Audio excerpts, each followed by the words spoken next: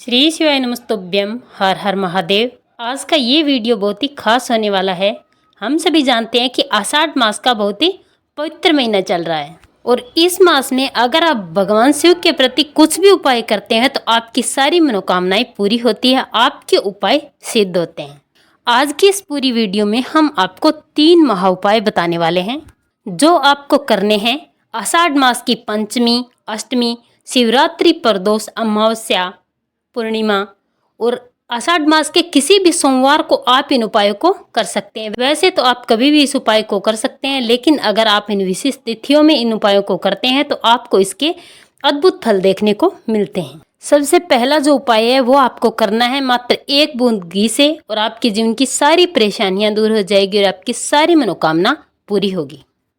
और जो दूसरा उपाय है वो बहुत ही खास है, मात्र कच्चे दूध से आपके जीवन की परेशानियों को दूर करने वाला है।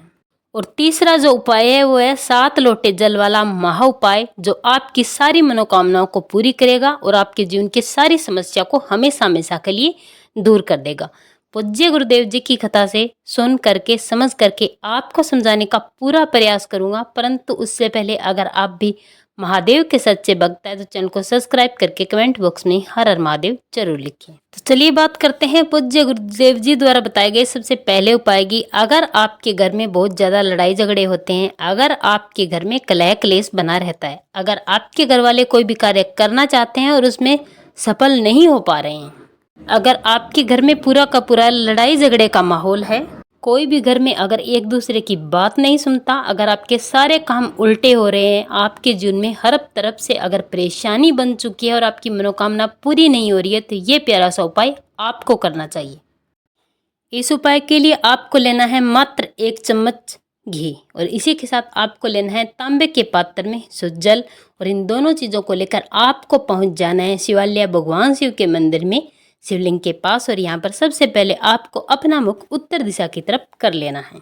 यहाँ पर सबसे पहले आप अपने साथ जो 1 लोटा शुद्ध जल लेकर गए हैं उसे आप महादेव की शिवलिंग पर बिल्कुल स्लो मोशन में श्री शिवाय नमस्तुभ्यं मंत्र का कम से कम 11 बार जाप करते हुए समर्पित कर देना है। इसके बाद आप अपने सीधे हाथ में अपने साथ जो घी लेकर गए हैं उसे लगा लीजिए। लगा करके आपको माता अशोक सुंदरी के स्थान पर इस घी का लेपन कर देना है। ध्यान रख के पूरे हस्त कमल पर आपको लेपन नहीं करना है, मात्र और मात्र अशोक सुंदरी के स्थान पर अपनी मनोकामना करते अपना नाम और गोत्र बोलकर आपको इस घी का लेपन करना है। लेपन करने के बाद यहाँ से थोड़ा सा घी लेकर आपको इस कटोरी में वापस से डाल लेना है और इसे लेकर आपको चले आना है अपने घर में।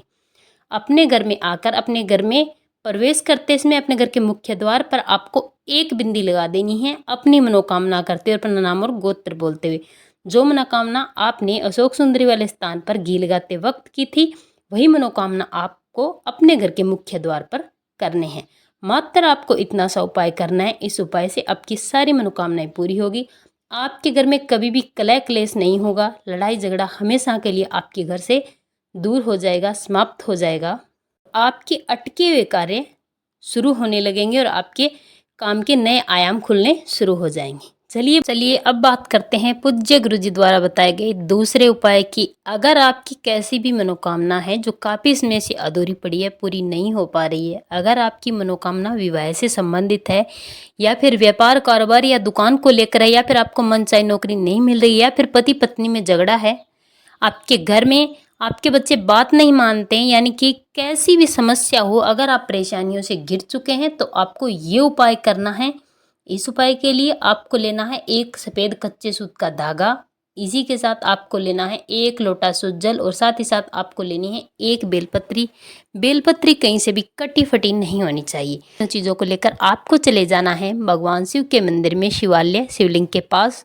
यहाँ जाकर आपको सबसे पहले उत्तर दिशा की तरफ अपना मुख कर लेना है, और सबसे पहले आप अपने साथ जो 1 लोटा शुद्ध जल लेकर आए हैं उसे महादेव की शिवलिंग पर श्री शिवाय नमस्तुभ्यं मंत्र का कम से कम 11 बार जाप करते आपको समर्पित कर देना है।